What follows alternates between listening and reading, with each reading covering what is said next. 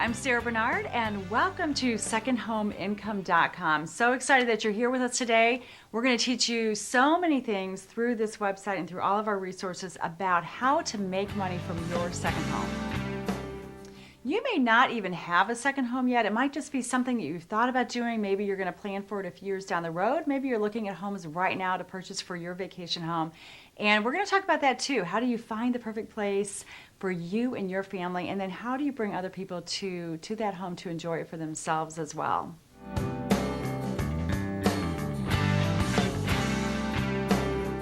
I got into the vacation home industry myself many years ago. I actually started by buying a vacation home that I've never rented, never did rent, never intended to rent.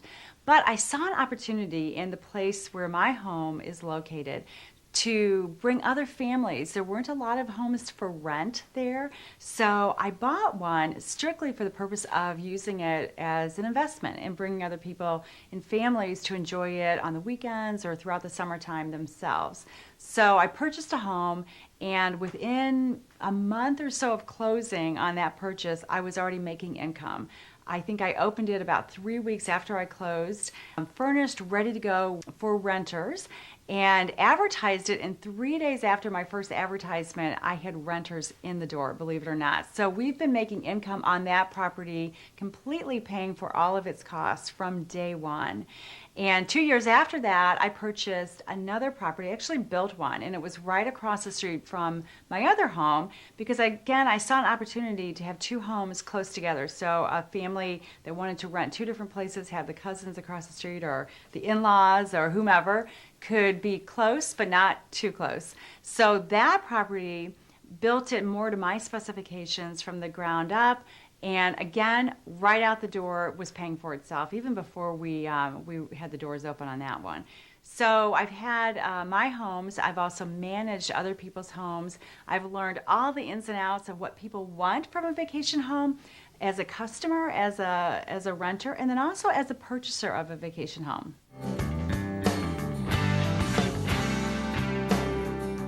You may not have a second home yet, but you might be thinking about buying one. And some of the reasons that people like to think about buying another home are to have a place to gather with family on the weekends or in the summertime, or maybe you're thinking about buying a place that you could retire to in a few years. The prices are good now, the rates are low, it's a good time to buy, but you know you're not going to get there as much. So whether it's close to home and a place to gather with your family, or it's further away and maybe a place to retire to, you know that you won't be there 100% of the time. So you want to be able to open up your home to other people to help pay some of your costs in the meantime. So that's one of the reasons to look at buying a vacation home. But let's say you already have a vacation home now and you bought it, maybe you're not using it quite as much as you thought you would, or you used it a lot at the beginning and things have tapered off, your lives have gotten busy, your kids are getting older, they're involved in sports and that kind of thing, you can't get out there as much to your vacation property. It's a great opportunity to let other people come in, use your place, enjoy the benefits of a wonderful vacation themselves, and you're trying to think about how to justify paying for that. And one of the logical ways to do it is to rent it out. And that's kind of weird for some people. They may not feel comfortable with other people coming into their home while they're not there. So we're going to address that as well in another video about how to get past the whole emotional part of letting and allowing other people to come and enjoy your vacation home.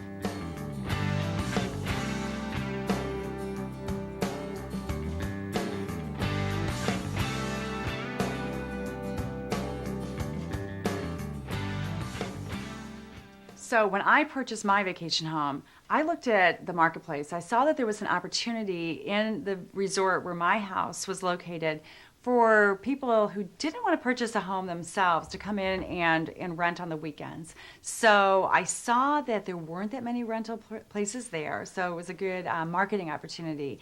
I also had a little bit of extra time, and one of the things that I want you to really understand is running a vacation rental business really doesn't and shouldn't take all of your time. Most of us have other jobs, families, responsibilities, and I'm really committed to teaching you how to do it in 1 hour a day. That's it. Some days it'll be a little bit longer. Some days you won't ever even have to touch it. But 1 hour a day is pretty much the criteria that I go with for managing my business. So So something else I know about myself, and I learned through my vacation rental business even more, is that I really enjoy dealing with the public. So that's something important for you to think about, is how you connect with people, if you enjoy dealing with people, because that's going to be really critical to the success of your business. So we'll talk more about that in another video. So, assuming that you've either got a vacation home that you're not using as much that you want to turn into a rental opportunity, or you're thinking about buying a home that you know you won't use all the time, but you can share with others and you want to bring income to it, you've got a little bit of free time and you're excited about learning how to run this really simple business, stick with us. And Second Home Income, we're going to teach you how to do it. Be sure right now to sign up for our VIP list with your email address, because we want to send you a free video on the top 10 things that you need to do to have a successful vacation rental business. So be sure to sign up right now.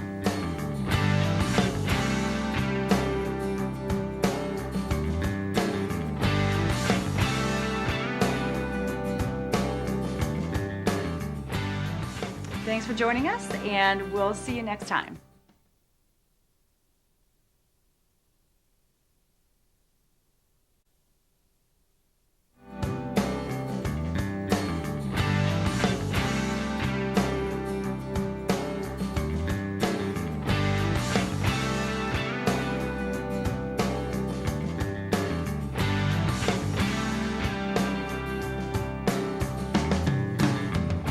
Hi, I'm Sarah Bernard, and welcome back to SecondHomeIncome.com. We are here to teach you how to have a very successful vacation rental business of your own.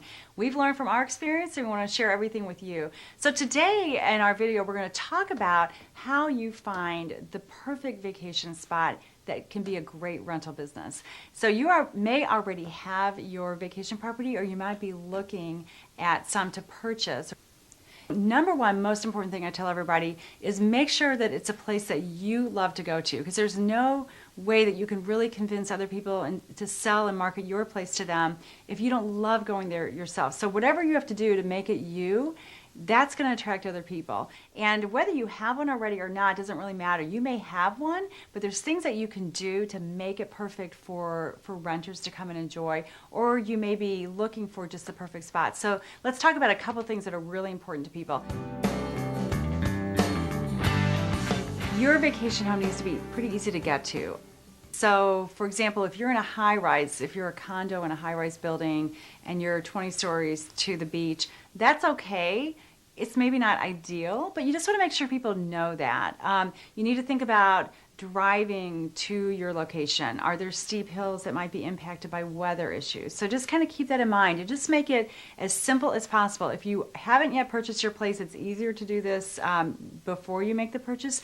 If you have your place already and there are some of these handicaps, if you will, we'll talk about how to address those. And the main number one thing is just be upfront with your customers and let them know, hey, if it's December 20th and there might be a snowstorm coming in when they rent, just give them a heads up that you might be able to get them in a day earlier at no cost to them if there's a storm coming. So just little things like that.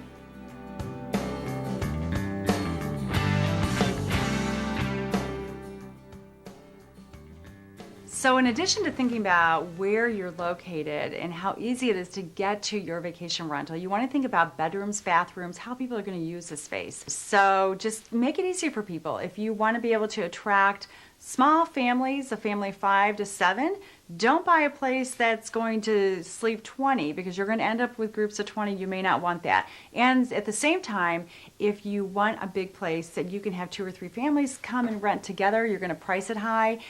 Don't buy a little place. Make sure that there is room. You don't want to be piling people in to a place that's too small for them. It's just going to create wear and tear on your property. So just kind of think about what you can afford and how you're going to market and advertise your property and what kinds of people you want to attract. Also think about pricing, and that's another video completely about how you're going to price it in the market that you're in. So bedrooms, bathrooms, again, though, you can work around anything. So if you've got the perfect place right now and it's only got 1 bedroom and 1 bathroom, you're going to market that to a certain clientele, and I'll help you figure out how to do that. So a couple more considerations when you think about your vacation property and renting it to other people. You want to have really great outdoor space because everybody who goes on vacation wants to spend some time outdoors. So no matter what your locale is, what the climate's like, make sure that there's a space that you can get to outdoors, whether it's a deck, a patio, a dock, whatever it is. Make sure that you've got that space and that you provide furniture and a way for people to enjoy that. You also want to think about amenities and luxuries. And keep in mind, you may have the most rustic cabin in the woods or the most beautiful, luxurious beachside cottage. No matter what, people are going to be there on vacation and they want it to be nice. So it's got to be pristine in cleanliness, and it's got to have little luxuries and amenities to make people feel like they're really, really having a vacation, the vacation of their dreams, no matter what your price point is. So even if it's a rustic cabin in the woods, there's going to be little amenities and luxuries that I will help you figure out what you need to create a really nice environment. Because when people go on vacation, they want to feel pampered. So you also want to make sure it's a place that you can afford. Don't overextend yourself financially when you're finding and choosing the perfect vacation place. Perfect example of this, I have a vacation property that's in a lakeside resort community, but I purchased a less expensive property that's not on a lake. And everybody said, oh my gosh, you'll never be able to rent it. Everyone comes there and wants to be on a lake. But actually, it's my most successful property, believe it or not. If you're on a lake, it's really not private. You've got people all over the place. Being in the woods is very private. I did some things when I built this that made it really, really desirable and different from every other rental in that particular resort. And you want to know how I did it? I turned that particular little property in the woods, not on a lake, into a total luxury spa retreat center. So it's perfect for couples. It's sort of my romantic getaway. They don't miss a lake because they don't need the lake. They've got all luxury inside this beautiful wooded setting. It's very, very private. So despite that handicap of not being on a lake, it still worked for me really well as a rental.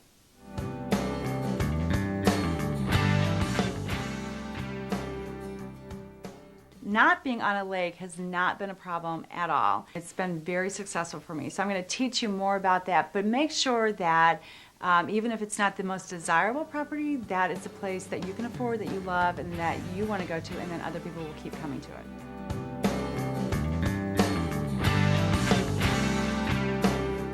Make sure you sign up for our VIP email list to get a free video on the top 10 things that you need to do to have a successful vacation rental business. Thanks for joining us on today's video, and we'll see you next time.